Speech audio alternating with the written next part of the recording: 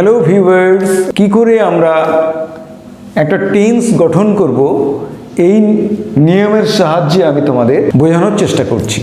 তোমরা প্রথম থেকে শেষ পর্যন্ত ভিডিওটি দেখো, দেখবে কোনো টেন্স গঠন করতে আর অসুবিধা হবে না। আমরা জানি যে টেন্স যত রকমের থাক না কেন, আমি এর আগের ভিডিওতে দেখিয়েছি যে টেন্স মাত্র 16 রকম, 4টে প্রধান tense, present, past, future and future in the past, এবং প্রত্যেকটা টেন্সের 4টে করে ভাগ রয়েছে, ইনডিফিনাইট, কন্টিনিউয়াস, পারফেক্ট এবং পারফেক্ট কন্টিনিউয়াস। এবং এটা একটা অতি গুরুত্বপূর্ণ একটা বিষয় ইংরেজি গ্রামারের, যে যত এই টেন্সটা আয়ত্তে আনতে পারবে সে তত বাংলা বাক্যকে সুন্দর এবং সঠিকভাবে ইংরেজিতে ট্রান্সলেশন করতে পারবে। তাহলে দেখো, যে টেন্সের কথাই বলি না কেন, এই 5টা কথার মধ্যে টোটাল টেন্সটা 16টা টেন্সটাই কিন্তু এর মধ্যে লুকিয়ে আছে। শুধু এর মধ্যে ইনডেফিনাইট কথাটা নেই।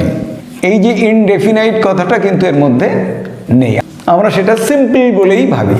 অর্থাৎ প্রেজেন্ট ইনডেফিনাইট মানে সিম্পল প্রেজেন্ট, পাস্ট ইনডেফিনাইট মানে সিম্পল পাস্ট। এখানে তোমরা দেখো যে প্রেজেন্ট, পাস্ট, পারফেক্ট, কন্টিনিউয়াস এবং ফিউচার, এবং প্রত্যেকটা টেন্স গঠন করতে গেলে আমাদের কিন্তু প্রত্যেকটা ভার্বের ফর্ম জানতে হবে। আমি এর আগের ভিডিওতে বলেছি যে একটা ভার্বের 5টার বেশি রূপ হয় না। সেটা আমার যে ভিডিও দেওয়া রয়েছে ফাইনাইট ভার্বের, সেই ভিডিওটা তোমরা দেখে নেবে যারা দেখোনি।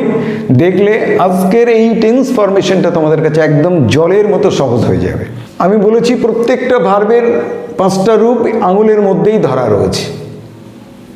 কীরকম? যদি আমি এখানে প্লে ভার্ব বলি বা ওপেন ভার্ব বলি, তাহলে open, opens, opened, has, have, had, opened, am, is, are, was, are, opening, shall, will, should, would, can, could, may, might, must, open।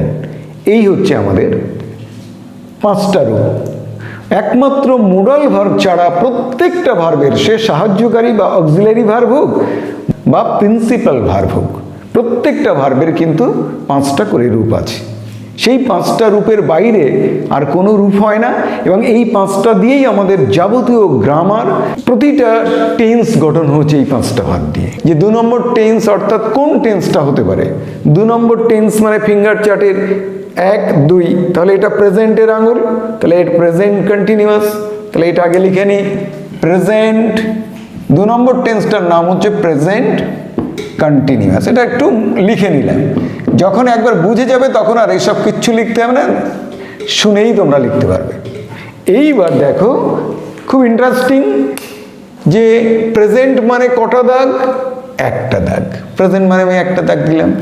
কি লিখতে বলেছে এখানে? 1 নম্বর ভার্ব, এই 1 লিখলাম।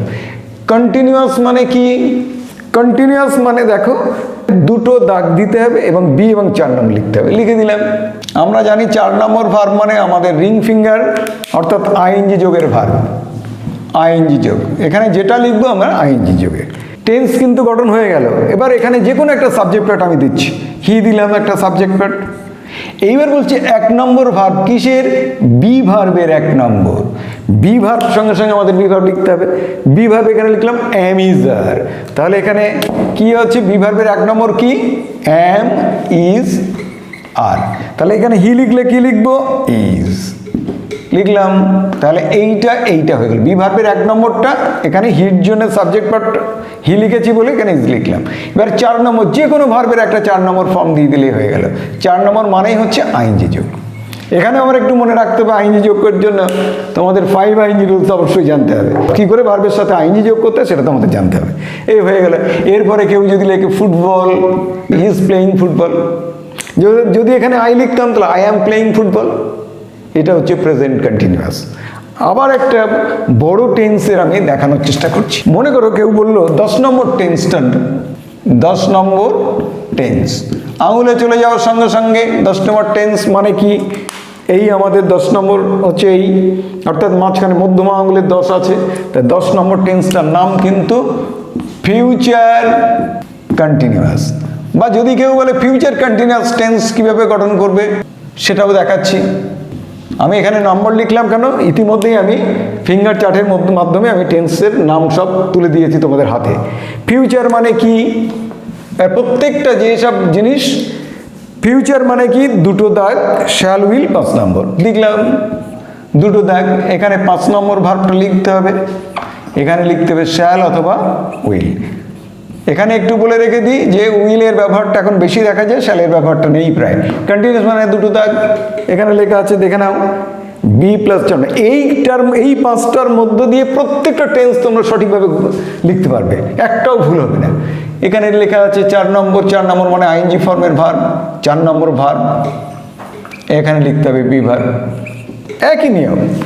এইবার লিখছি, এখানে একটা সাবজেক্ট পার্ট দিচ্ছি, হয়তো মাই মাদার, এটা দিয়ে দিলাম একটা মাই মাদার। নিজে থেকে আই লিখতে পারো, হি লিখতে পারো, সি লিখতে পারো, যে কোনো সাবজেক্ট পার্ট লিখতে পারো। এইবার শ্যাল উইল লিখতে হবে। এখানে প্রথমে শুরু আছে কি, শ্যাল উইল, টেন্স গঠন হচ্ছে। তাহলে মাই মাদারের জন্য উইল লিখবো, যদি এখানে আই লিখতাম তাহলে শ্যাল লিখতাম, উইল লিখলে শ্যাল লিখতাম। বি ভার্বের এবার 5 নম্বর পড়েছে, তাহলে বি ভার্বের 5 নম্বর। আমরা জানি যে কোনো ভার্বের 5 নম্বরটা হচ্ছে সেই ভার্বটাই। এখানে বি ভার্বের 5 নম্বর মানে বি লিখতে হবে। হ্যাভ ভার্বের 5 নম্বর থাকলে হ্যাভ লিখবো। এবার 4 নম্বর ভার্ব লিখবো, এখানে লিখছি কুক ভার্ব দিচ্ছি, তাহলে তার সঙ্গে আইএনজি যোগ করে দিলাম, এটা হয়ে গেল 4 নম্বর, এটা হয়ে গেল 5 নম্বর। 5 নম্বর ভার্ব বি এর 5 নম্বর, এই লিখলাম। 4 নম্বর যে কোনো ভার্বের কুকিং, বিরিয়ানি দিলাম, এই হয়ে গেল my mother will be cooking biryani. দেখো তোমরা, উইল মানে কিন্তু ফিউচার, আর এই আইএনজি যোগ মানে হচ্ছে কন্টিনিউয়াস। তাহলে ফিউচার কন্টিনিউয়াস টেন্স গঠন হয়ে গেল। আর একটা দিচ্ছি, দেখো সবচেয়ে বড় যে টেন্সটা সেইটা দিচ্ছি, 12 নম্বর টেন্সটা। নাম কি 12 নম্বর টেন্সটার নাম? সবচেয়ে শেষে আছে, মধ্যমার শেষে। এইটার নাম হচ্ছে ফিউচার পারফেক্ট কন্টিনিউয়াস। 3টে কথা আছে, 3টে কথার যা যা ইংরেজির তাই আমরা নিয়ম দেখে লিখে দেব। ফিউচার মানে কটা দাগ, দুটো দাগ লিখলাম। পারফেক্ট মানে কটা দাগ, দুটো দাগ লিখলাম। কন্টিনিউয়াস মানে কটা দাগ, দুটো দাগ লিখলাম। এইবার ফিউচার মানে কি, শ্যাল উইল 5 নম্বর লিখলাম। এখানে যা যা লেখা আছে তাই দেখে দেখে লিখে দিচ্ছি, শ্যাল অথবা উইল। তারপরে আছে 5 নম্বর, লিখে দিলাম। তারপরে আছে পারফেক্ট, পারফেক্ট মানে হ্যাভ অথবা 3 নম্বর। হ্যাভ, পারফেক্ট মানে হ্যাভ ও 3 নম্বর, লিখে দিলাম। 3 নম্বর ভার্ব, 5 নম্বর ভার্ব। কন্টিনিউয়াস মানে কি, বি এবং 4 নম্বর ভার্ব। সব কিন্তু 5 নম্বর 4 নম্বর এই ভার্বগুলো কিন্তু লিখতে হচ্ছে ওখানে প্রত্যেকটার। এগুলো কিন্তু তোমরা আগের ভিডিওগুলো দেখে নেবে, তা নাহলে এটা করতে কিন্তু অসুবিধা হতে পারে। এবার লিখছি, মনে করো হি না লিখে এবার লিখছি আই। এবার এখান থেকে শুরু হয়েছে টেন্স গঠন হওয়ার শুরু হচ্ছে। শ্যাল উইলের যে কোনো একটা লিখে দাও, শ্যাল লিখতেও পারো, উইল লিখতেও পারো, এখন শ্যালের ব্যাপার নেই বললেও চলে। হ্যাভের 5 নম্বর, এর আগেও বলেছি যে কোনো ভার্বের 5 নম্বর কি, সেই ভার্বটা। হ্যাভ ভার্বের এখানে has, have, had, had, having, have, যে কোনো ভার্বের 5 নম্বর হচ্ছে সেই ভার্বটা। তাহলে হ্যাভ লিখে দিলাম, হ্যাভের 5 নম্বর হ্যাভ লিখে দিলাম, হয়ে গেল এই অবধি। এবার 3 নম্বর পড়েছে, কার 3 নম্বর লিখবো, বি এর 3 নম্বর। এবার বি এর 3 নম্বরটা আমরা গুনবো, এখানে বি ভার্ব লিখলাম, অ্যাম, ইজ, ওয়্যার, ওয়াজ, ওয়্যার, বিন। তাহলে বি এর 3 নম্বর কিন্তু এগুলো কিন্তু মুখস্থ রাখতে হবে। বি এর 3 নম্বর কিন্তু বিন, লিখে দিলাম বিন। এবং যে কোনো ভার্বের 4 নম্বর মানেই হচ্ছে আইএনজি। এখানে প্লেইং লিখে দিলাম, ওপেনিং লিখে দিলাম, গোয়িং লিখে দিলাম, যে কোনো লিখে দিলে হয়ে গেল টেন্স গঠন। I shall have been playing. প্রত্যেকটা দেখো, প্রত্যেকটা টেন্সের মধ্যেই কিন্তু লুকিয়ে আছে কি লিখতে হবে, কোনো কিছু ভাববার কিচ্ছু নেই। এই 5টা নিয়ম তোমরা মনে রাখার চেষ্টা করবে, এইটা দেখে দেখে তোমরা লিখে দেবে। যখন একবার তোমাদের এই মুখস্থ হয়ে যাবে তখন এমনি সরাসরি এটা লিখতে পারবে। ফিউচার মানে শ্যাল উইল 5 নম্বর, পারফেক্ট মানে হ্যাভ 3 নম্বর, কন্টিনিউয়াস মানে বি 4 নম্বর, এবং প্রত্যেকটা ভার্বের ফর্ম এখানে লেখা আছে, I shall have been playing. এইভাবে হয়ে গেল।